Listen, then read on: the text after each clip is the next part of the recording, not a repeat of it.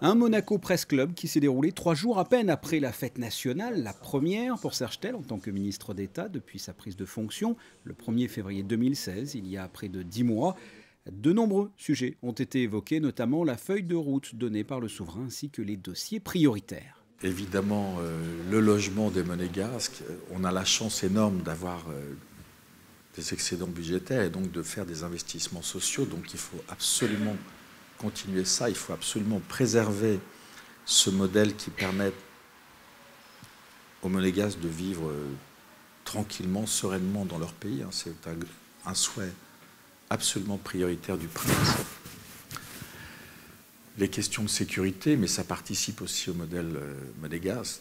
Très grande priorité de l'action gouvernementale, très grande priorité du prince et du Conseil national. Et puis le développement économique, avec à l'intérieur et au cœur de ce développement économique, la transition énergétique. Je pense qu'il y a plein d'autres choses, mais si je synthétise les grands thèmes de notre action politique, en tous les cas, je pense que ça tourne autour de ces 3 grands sujets.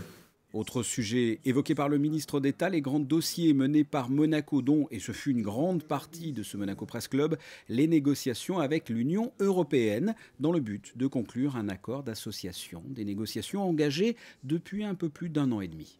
La possibilité pour Monaco de continuer à être ce que ce pays est passe, je pense, par un accord avec l'Union européenne.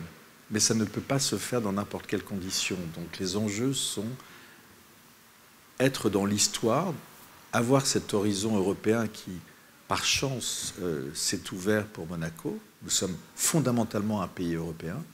Nous sommes fondamentalement, par notre histoire et par notre géographie, dans l'Europe. Il faut en même temps que ce que nous sommes perdure. Aujourd'hui, l'Europe entre en principauté. Les pommeaux de douche de votre douche sont réglementés à Bruxelles.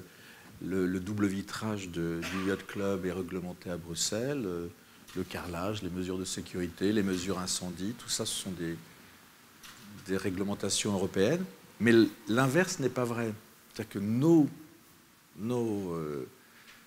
entreprises ont du mal à exporter leurs produits. Elles doivent trouver des moyens de s'installer en Europe. Acepta, qui est une des grandes réussites industrielle en principauté, doit avoir une SARL à beau soleil pour pouvoir exporter ses produits sur le marché intérieur. Il faut que demain, grâce à cet accord, les produits fabriqués à Monaco, ou les gens qui travaillent à Monaco, dans la banque, dans les assurances, etc., puissent le faire à partir de Monaco. La négociation se poursuit. Nous avons fait connaître nos lignes rouges, vous les connaissez, j'ai eu l'occasion de m'expliquer là-dessus. La priorité nationale sera respectée. Comment voulez-vous que dans un pays de 9102 ou 3 personnes, on attend les derniers chiffres de l'INSEE, on ne puisse pas avoir un mécanisme de priorité nationale, vous voyez. On a une méthode de travail qui est extraordinairement bien rodée. On a une équipe autour de Gilles Tonelli, qui est le négociateur en chef pour la principauté, avec Isabelle Costa, que vous connaissez comme secrétaire générale adjointe, chargée de la coordination de l'ensemble des dossiers administratifs pour préparer toutes les 7 semaines les positions de Monaco dans les négociations. Donc toutes les 7 semaines, on prépare, on absorbe du texte et on prépare des contre-propositions. Et après, c'est une négociation, c'est-à-dire que ça avance. On sait exactement ce qu'on veut. L'avantage énorme de la principauté dans cette négociation, c'est que nous savons exactement où nous voulons aller. Parmi les autres sujets dont a parlé le ministre d'État lors de ce Monaco Press Club, ses méthodes de travail avec le souverain, son retour à Monaco en tant que ministre d'État et par conséquent sa nouvelle vision de la principauté, ou encore l'affaire d'un dossier de corruption et de trafic d'influence d'un ancien fonctionnaire de police de la sûreté publique. Vous pourrez retrouver tous ces thèmes plus en détail à la fin de ce journal.